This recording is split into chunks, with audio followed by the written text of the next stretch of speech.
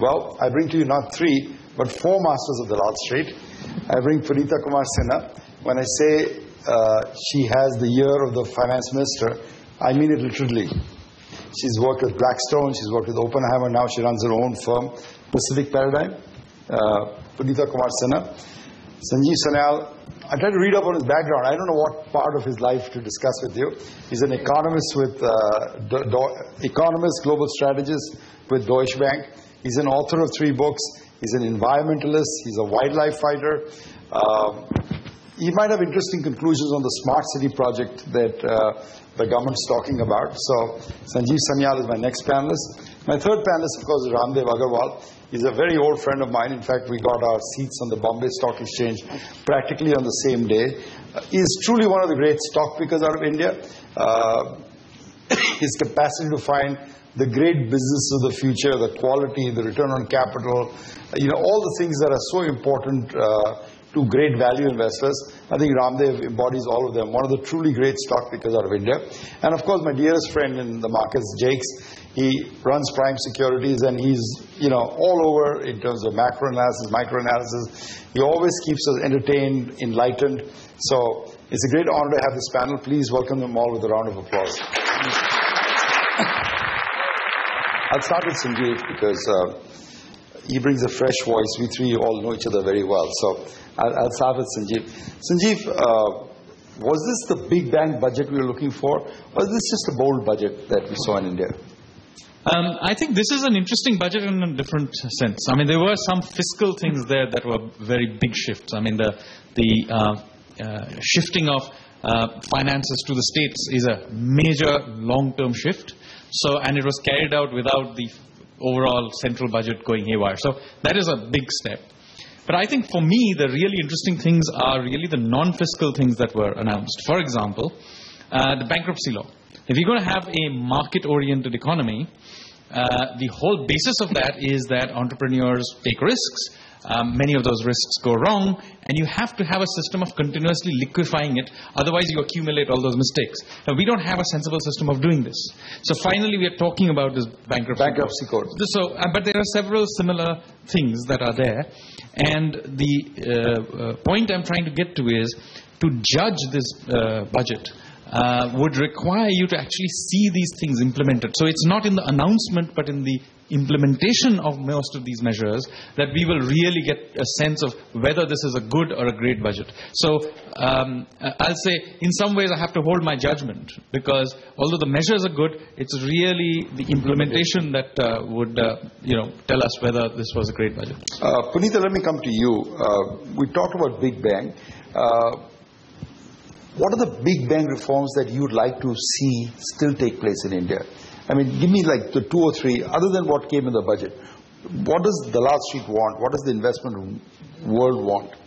I think first and foremost, what investors want, why just Dalal Street, global investors, everybody wants is good ease of doing business. I mean, ease of doing business and growth. Those are the 2 things investors want. And I think that's a continuous process. It's not just an announcement that you can get in the budget. Now they have announced certain things. They're aware of it. Tax rationalization, how to get approvals, and how to deal with FIPB, and single window clearance and portals and stuff. All those things are happening. But these are not things that can happen in a budget. Budget is actually meant to be a fiscal document more than anything else. And of course, there are some long-term reforms. I think the infrastructure sector is one that really needs a lot of investment in India. And this announcement of what we heard, this national investment does that. I mean, it might do that. Again, it's implementation, but at least the concept has been put out there, which is a unique concept. So some concepts in the budgets can have very long-term consequences, like this one could have very long-term consequence. Another one that could have a long-term positive consequences, the announcement of social security and creating a safety net for individuals across India, both health insurance, social security, and having lived in the US for a long time, that's something that you see, it's a right of every individual, and it's so vital, and in India it's lacking. So I think that could actually have long-term transformational benefits, but these are things that are long-term in nature, and it'll take a while to play out.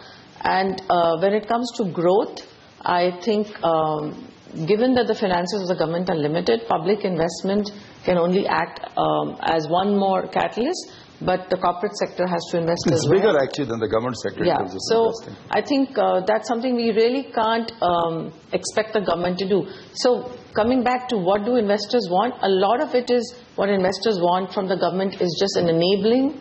I mean, rather, they should only expect the government to be an enabler, and what they really want is that the corporate sector performs. Right. You know, bankruptcy code, social security, those are important things. But Jakes, let me take it in a different tack for you. You've been in the markets for 25 plus years. Which are the budgets that have impressed you and why? Over the years, over the last 25 years, take me through what are the key significant budget reforms? You know, if you look at it, I think the question about why budgets are important in India, it's like saying, why is the World Cup, why does the nation come to a stop when Sachin Tendulkar bats? Why? Indeed, why? Exactly, right? So some of these things have just become custom driven. So the stock market's been the actual, and you're talking to 4 stock market or 5 stock market people here. So clearly we think a lot about it because that's one concentrated 2-hour package when reforms and booms and bust scenarios are sort of drawn out. They say a picture is 1,000 words, right? So I think the stock price or the ticker is actually 1,000 pictures in a sense. So the reality is multiplied 1,000,000 times over. So before and after, if you just of the budget, if you just saw the stock price of the index, it tells you exactly what the market thought about it and where the expectations come through. So from my perspective, you don't really need to see the budget, but you can see the sort of movement in prices before and after, and you know exactly what the market's made out. So if you go back over the years, the budgets that have really impressed to me are those that have been aggressive tax rationalizations. So you talk about rationalizations where people went in and batted as though they had nothing to lose. 95-96 Chidambaram budget? Chidambaram, and even Manmohan. So when pushed to the wall, people do things, right? So whether the act of sort of throwing open India to the world can be called probably one of the biggest significant steps since independent India. That was 91-92 budget, for instance. So the way I would look at it is, and budgets that have been done where people find that they're very, very conservative. So I think the budgets that have come out with majority governments, and there have been few, have not been the best of budgets. Because you would actually expect them to go out and say we have nothing to lose, let's kind of unshackle and let loose, because we have the ability to make mistakes. I thought this budget should have been more bold in that sense. So budgets that have performed under duress, under a fair amount of external stress, have been the ones that have actually impressed me a lot more. And the way I see this is that this was a chance where a roadmap, for instance, was given. I'll tell you simple things. Markets react disproportionately to tax cuts and tax raises, which means that if income tax has to go down from 30 to 25, boom, it'll give you a non-linear return for that one little action. So this budget could have clearly said that we'll cut down 1.25% every year for 4 years. Far more definite than just a roadmap over 4 years, 30% going to 5%. Clarity.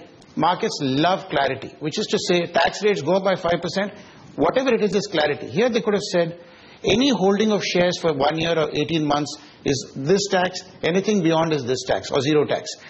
The markets, we know, have not got this clarity despite long-term and short-term, because as an income taxpayer and one of the best stock pickers in the country, that every return of yours is scrutinized, whether you funded it or borrowed as trading or income, business income, etc. But so what's the favorite budget, Jakes? Give me. I would say that probably Chidambaram's tax cutting budget. Where he put the capital gains tax free, that's reduced excise. That's it. I think the recognition that money has to come in. We need external money, and we need people to, in a sense, unfetter their animal instincts. I think a budget that caters to investment allowance, caters to a reduction in tax. I think that's the kind of... Ramdev, let me get you in on this panel. Budgets are path-breaking events, whether we like them or not, we know in the markets. But budgets also lead to bull markets being born, right? So you've been watching this market for 25, 30 years, as I have been. Seen a number of bull markets go through. Each bull market tells us a story about India. Say, for example, 92, liberalization. 2000, India becomes a technology superpower. What is this bull market telling us? I have lived 4 bull markets, 85, 92, 2000, 2007. It comes in a 7-8 years time series. So we are overdue for a bull market. and every bull market brings a completely new theme. And funny thing is that you get to know about a theme only after the bull market is over. So I mean, all these titles, they of course some of them are very obvious. Like 2000 was .com boom, was very, very obvious. So this time the kind of thing which is happening, what I can feel is that it's people have messed up with the .com, they messed up with the leverage. I think this time it's a boom about the quality. And I mean, as Buffett says that, let me know where I'm going to die, I'll not go there. So I think the world wants to go into quality and growth. Basically they are looking for growth and more particularly associated with quality. So QG is the place where bull run is happening right now so far, and it could go out of hand and eventually it could, or is it already out of hand in terms of the quality stocks?